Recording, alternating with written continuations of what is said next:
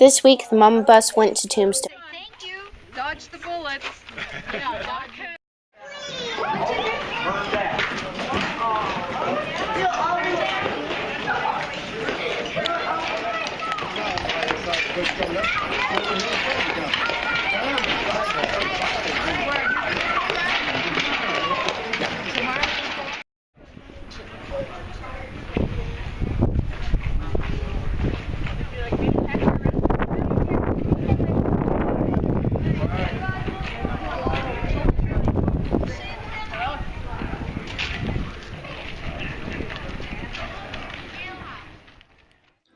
The Crystal Palace is an old 1800s saloon that we got to go hang out in.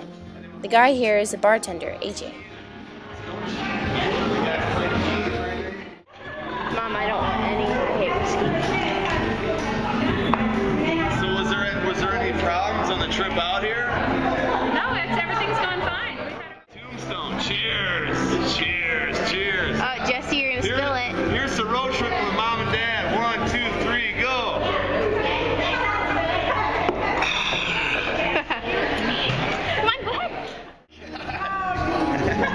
Oh man, she put that back like it was no big thing. Thank you so much. Alright, now the second one's tequila. I'm not messing around, JD. You guys will take these to go. I think they're twisties. Let me see here. By design. Then we got to go see the Good Enough Mine. Good idea. We're all the same color. I have 0.10 minutes left on there. So that's the end of it. Well, we're not in the same long enough to have a regular contract. It was done just with these basic hand tools here. These guys had no power equipment or machinery at all underground. Now they had a couple of different methods for boring their blasting holes. If you had one man working alone, that was called single jacking. They used a 4-pound hammer and a drill steel. As they bored deeper into the ore, they would use longer steels up to about 3 feet long. This is actually what they drilled with back in the late 1800s. Now if you had 2 men working together, that was double jacking. One guy be holding and twisting that drill steel, while another man, hopefully a darn good shot, was swinging this 8-pound sledge here. Because up until 1890, these guys had nothing but candles underground. They were doing this work almost in the dark.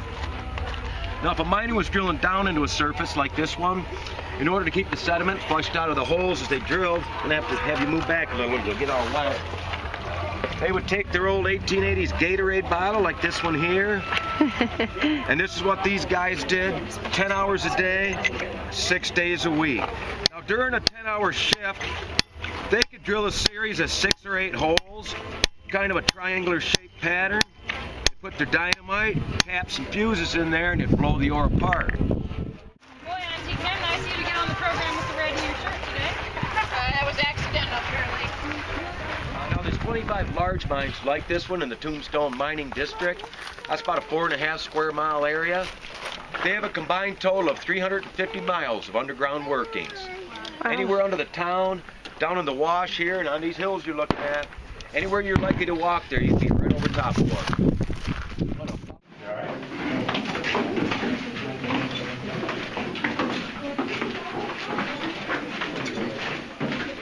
It's not real popcorn. You folks farther back, you won't see this till you pass right in front of it. But this drift right here, that goes back to behind the ticket booth where you checked in. At the end of that drift was what was called the $1 Million Stope. That was a room 300 foot long, 200 foot wide, and 100 foot tall. What the miners didn't realize when they blasted the ore out of that stope, they had come to within 1 or 2 foot of the surface of Tough Nut Street out here. Not a good thing. Now, this mine went out of production in 1890. In April of 1907, a man with an ice wagon with his horse pulling it was coming down Tough Nut Street. Top of that stope collapsed and down they fell about 90 foot into the mine here. The amazing thing is it didn't kill him. They actually had to bring the horse back out through the mine. It would have had to have been this same drift here, and they dragged him right up the incline shaft where the stairs are now. This was a big improvement. Now when a mine like this one bored right through limestone, an open flame like that was perfectly safe in here. There's no explosive dust or gas in this kind of a rock. If you was in an old coal mine especially, you got to be real careful with open flame. Coal dusting is explosive, methane gas. What those miners would do is bring canaries underground. If that canary quit singing or just dropped dead in his little cage, you knew you had a lack of oxygen, poison gas, something like that going on. Time to get the heck out of there. These are the Tombstone Vigilantes. They're kind of weird. One face down, one face up, one on each side. There you are. Carl, those coffins were made. Did you section them off like I told you? No, they're about that big around. You got all of them in the house? All right. No! Come on, Hannah, get in there. Let somebody else take the pictures. What are they even doing?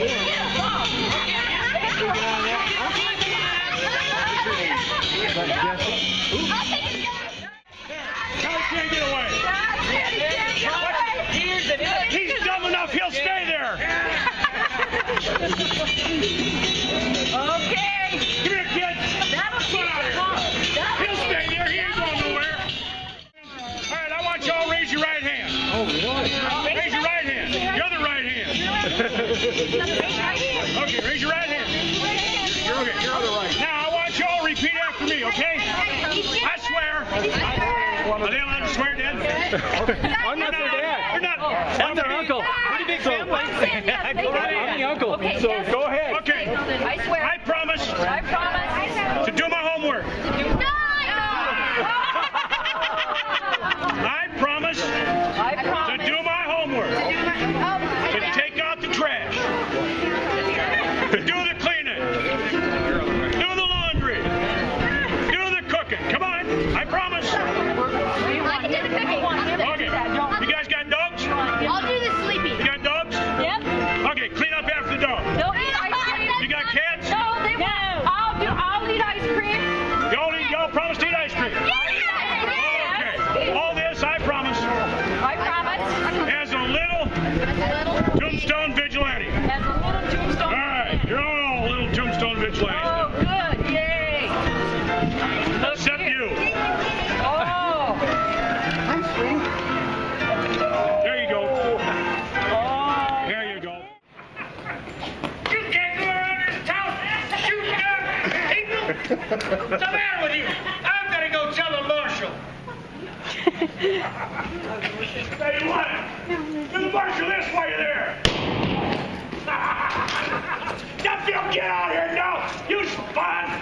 Get out of here! You suck a bottom of a pond, you quit! Get out of here! Duffield, I'm looking for you now! Bill! I hear you've been hunting me. That's you, Duffield? My God, you found me! Now, you're going to jail.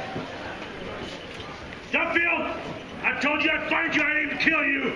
I said you're going to jail. Don't make me have to kill you, Waco.